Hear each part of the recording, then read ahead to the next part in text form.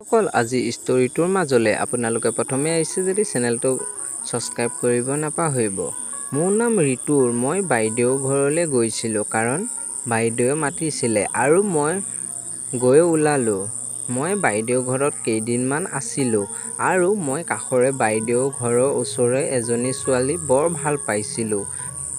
মই তাইৰ প্ৰেমত বেয়াকৈ পৰিলোঁ। তাইৰ নাম হ'ল চুমি। বয়স বেছি নহয়, প্ৰায় 23 বছৰমান হ'ব। তাই মাজে সময়ে বাহিৰলৈ ওলায় আৰু মই তাকেই চাবলৈ ৰখি থাকোঁ। তাই যেতিয়া গা ধুই ওলাই আহে, চুলিখিনি টুকি টুকি, মই তাইলৈ লাগি চাই থাকোঁ। তাইৰ কঁকালত পৰা দীঘল চুলিখিনিয়ে দেখিলে মোৰ মৰম লাগি যায়। তাই যেতিয়া কলেজ যায়, মই তেতিয়া তাইৰ পিছে পিছে গৈছিলোঁ আৰু এদিন মই তাইৰ পিছে পিছে গৈছিলোঁ আৰু তাই ঘূৰি চালে মোক তাই দেখি আৰু তাই বেগেৰে খোজ কাঢ়িছিল।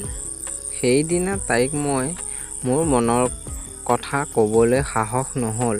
পিছদিনাখন তাই কলেজ গৈছিল আৰু মই ঘূৰি আহোঁতে তাইক পালোঁ আৰু মই ক'লোঁ, ৰ'বাচোন, আৰু তাই ৰ'লে। মই ক'লোঁ, তুমি বাইদেউহঁতৰ কাষৰ মানুহ ঘৰৰ হয়নে? আৰু তাই ক'লে, হয় বুলি। আৰু তোমাৰ কাষৰ বাইদেউ ঘৰলৈ আহিছিলোঁ দুদিনমান থকাকে। তাই ক'লে, হয় নেকি? মই ক'লোঁ, মই ক'লোঁ, তুমি মোক চিনি পাইছা? তাই ক'লে, পাইছোঁ বুলি। আৰু মই ক'লোঁ, যদি মোক চিনি পাইছা তেনেহ'লে মোক দেখি কিয় পলাইছা?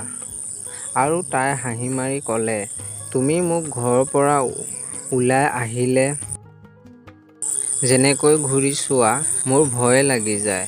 আৰু মই ক'লোঁ, হয় নেকি? মই ষাঁড়গৰু যে।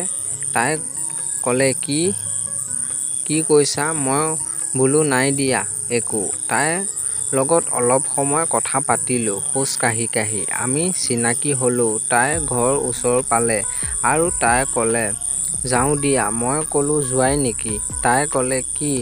আৰু মই ক'লোঁ, তোমাৰ লগত কথা এটা আছে। তাই ক'লে, কি কথা? কোৱা এতিয়া।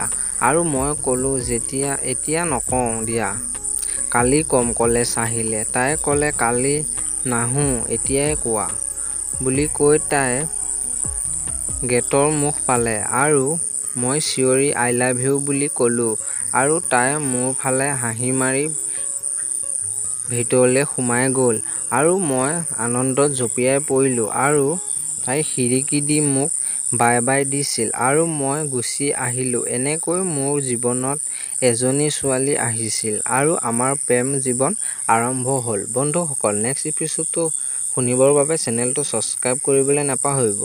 আপোনালোকে ছাবস্ক্ৰাইব কৰিব।